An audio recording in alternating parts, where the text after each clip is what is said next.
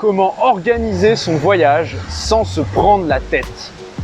Alors les amis, on se retrouve devant une autre cascade. Alors c'était vraiment compliqué pour venir ici, c'est une route de terre rouge. Même en vélo, j'ai failli me péter la gueule. En scooter, je t'en parle même pas. Mais qu'est-ce que c'est magnifique, qu'est-ce que c'est gratifiant d'avoir fait tous ces efforts pour trouver cette merveilleuse cascade. Honnêtement, c'est le genre de choses que je cherchais à Bali et que je n'ai pas trouvé, puisque c'était des cascades avec beaucoup trop de touristes. Enfin bref, aujourd'hui on va parler d'un sujet ça fait partie d'une des peurs qu'on a quand on n'a jamais fait de grands voyages, de longs voyages, de voyages au long cours. C'est organiser son premier voyage. Est-ce que c'est prise de tête? Comment faire? Combien de temps s'y prendre à l'avance? Et je te parle de ça aujourd'hui parce qu'hier j'ai fait un appel vidéo avec un de mes meilleurs potes qui va bientôt partir en Australie et il avait quelques questions par rapport à ça, il avait quelques peurs, il me demandait du coup comment ça se passait au niveau de l'organisation, d'organiser son sac, etc. C'est pour ça que je te fais cette vidéo aujourd'hui. Alors déjà, une chose qu'il va falloir que tu comprennes, c'est que pour voyager sans se prendre la tête, il va falloir adopter le minimalisme. Alors pourquoi adopter le minimalisme? C'est vraiment prendre le minimum, le strict nécessaire sur toi pour voyager avec le sac à dos le plus léger possible. Alors, je vais te faire passer des extraits de mon sac à dos. J'ai un backpack de 40 litres, un Osprey Farpoint 40 exactement, si tu veux la référence, mais je te la mettrai en description. C'est vraiment un backpack qui n'est pas très grand. Et j'ai vraiment pas grand chose sur moi finalement. J'ai 3 t-shirts, 3 shorts, un maillot de bain, une serviette et un kawaii parce qu'il pleut. En Asie, il peut pleuvoir. Mais c'est absolument tout ce que j'ai en vêtements. Et sinon, j'ai une trousse de toilette, une trousse de secours et c'est à peu près tout, honnêtement. J'ai mon laptop en plus, donc une souris, un tapis de souris, mon chargeur qui prennent un peu plus de place. Mais toi, si tu pars sans travailler, donc moi j'en ai besoin, c'est vital, c'est nécessaire pour ma chaîne YouTube. Mais toi, si tu pars en plus et que tu n'as pas besoin de ton ordi portable, vraiment, tu n'as besoin de pas grand-chose finalement. Et c'est ça que tu vas te rendre compte vraiment en voyage. Tout ton confort matériel que tu as chez toi en France ou en Europe, ailleurs, je ne sais pas si tu me regardes d'un autre pays francophone, tu n'as pas besoin de tout ça. Et la plupart des choses que tu te sers de chez toi, c'est vraiment du superflu. Et j'insiste là-dessus parce que je vois tellement de voyageurs avec des backpacks énormes. J'ai voyagé avec un Allemand qui avait un backpack de 80 litres. Et au bout de 10 minutes, il n'en pouvait plus de marcher, c'était trop lourd et ça me faisait vraiment de la peine. Et souvent, on me fait la remarque, comment tu fais pour voyager avec si peu de choses finalement? Mais juste quand tu fais ton sac, tu regardes ce que tu as besoin. Et si tu hésites une seule seconde, tu te dis, est-ce que c'est nécessaire? Et si tu te dis, je ne sais pas, je ne suis pas sûr, tu ne le prends pas. Parce que faut vraiment que tu prennes que le vital, c'est-à-dire tout ce que je t'ai dit, tout ce qui est vêtements, trousse de soins, trousse de secours, et chargeur évidemment, vraiment le strict nécessaire parce qu'il faut que tu comprennes que tout ce qu'il va te manquer, tu pourras l'acheter sur place. Ça te coûtera en plus sûrement moins cher. Et c'est beaucoup mieux de faire dans ce sens-là parce que si tu te ramènes avec un gros backpack qui sera hyper lourd, tu vas vouloir jeter des choses qui ne te servent pas, ça va te faire chier de jeter des choses.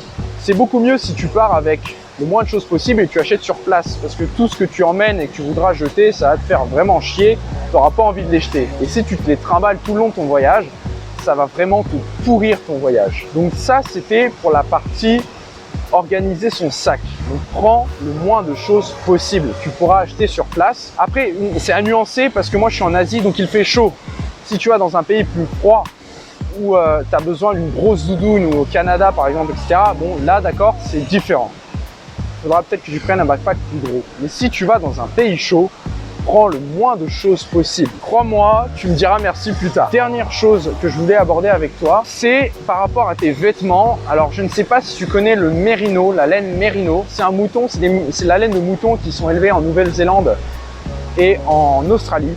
Et cette matière est géniale. Tout simplement, elle est géniale. Ce sont des vêtements, du coup, qui s'appellent techniques.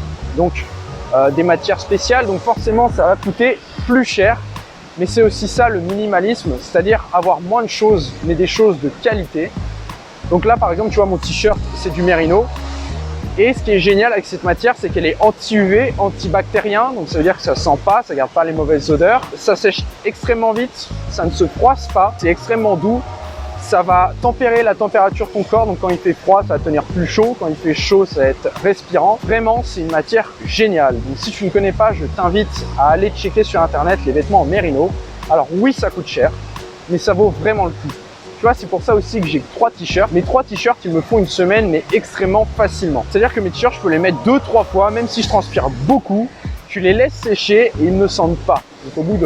Donc si tu transpires beaucoup, au bout de 2-3 jours, ils vont commencer à sentir un petit peu, il faut que tu les laves. Mais sinon, vraiment, c'est vraiment magique comme matière, j'ai pas d'autres mots. Et pour voyager, c'est vraiment pas un luxe, c'est vraiment génial. Et encore plus pour les sous-vêtements et les chaussettes. Vraiment, j'ai des sous-vêtements et des chaussettes en mérino, tu peux les mettre plusieurs fois.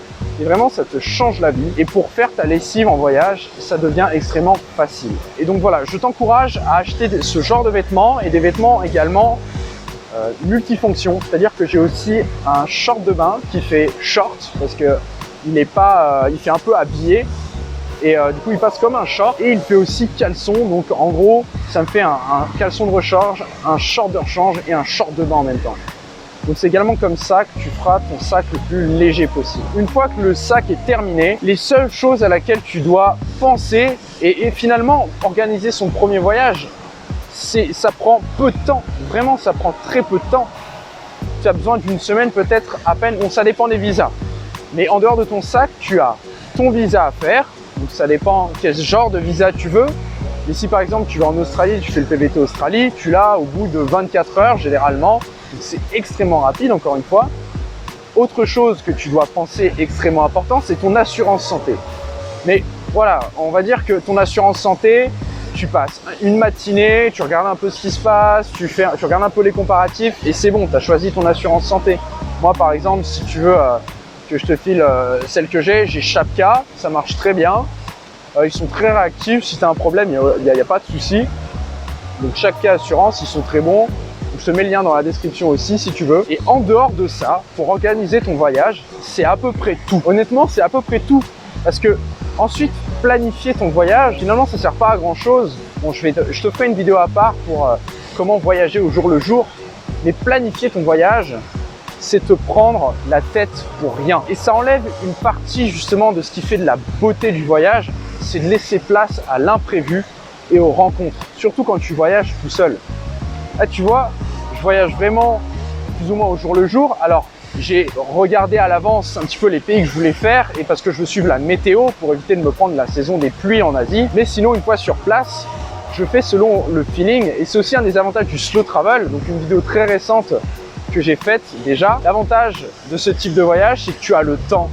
Donc, juste tu vas à un endroit, tu vois si ça te plaît. Si ça te plaît, tu y restes autant de temps que tu veux et ensuite tu bouges. Et le truc, c'est qu'une fois que tu es sur place, c'est extrêmement simple d'organiser ton voyage parce que généralement, tu vas rester dans une auberge de jeunesse, une guest house, dans une famille et dans ces genres d'infrastructures, les gens sont là pour t'aider, pour te donner des conseils et tu peux leur demander et ils vont toujours t'aider. Donc là, par exemple, je suis même dans les endroits un peu moins touristiques où c'est vraiment reculé. Par exemple, là, je suis au Cambodge, dans le Ratanakiri, une province très reculée au nord-est du Cambodge. C'est très simple de se démerder en fait. J'ai loué un VTT, tu as juste à regarder, tu vas sur Google Maps, tu tapes location de vélo, ou tu demandes justement à ton hostel. Et c'est extrêmement simple. Aujourd'hui, avec toutes les applications que tu as, c'est vraiment super simple de voyager sans trop planifier. Parce que, encore une fois, surtout si tu voyages seul, tu vas laisser place à l'imprévu et aux rencontres. J'ai voyagé 3 jours avec un Allemand que j'avais rencontré en auberge de jeunesse.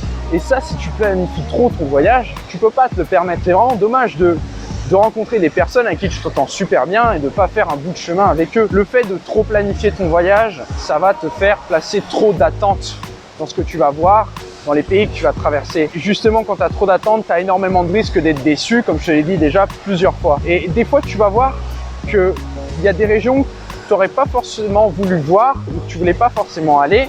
Mais le fait de discuter avec des voyageurs, le fait d'être peut-être proche de cette région, tu vas changer d'avis.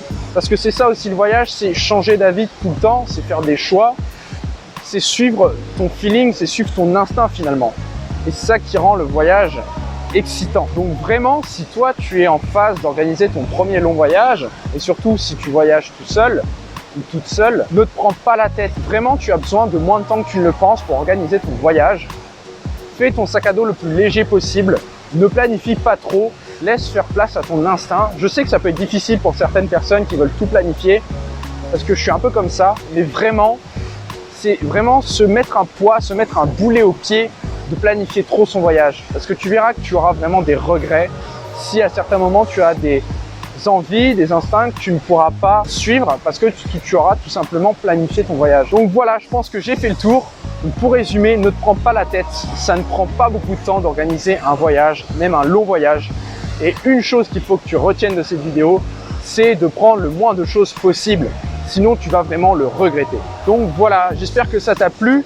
Si tu veux d'autres conseils comme ça, si tu veux des conseils pour voyager seul, j'ai des mails privés. Donc c'est le premier lien en description. Si ça t'intéresse, va jeter un œil. Et sinon, tu peux aussi t'abonner à ma chaîne. Donc si tu as aimé cette vidéo, n'hésite pas à t'abonner. Et moi, je te dis à la prochaine vidéo. Ciao, ciao.